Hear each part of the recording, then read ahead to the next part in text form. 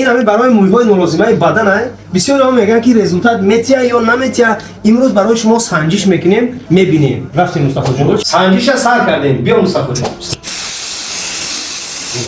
ما میدونیم که مویهای دست گرفتن جایز نیست، لیکن برای سنجش این کار کردیم. انتظار میشیم بعد از 10 دقیقه پس ختم با چشم سر میبینیم.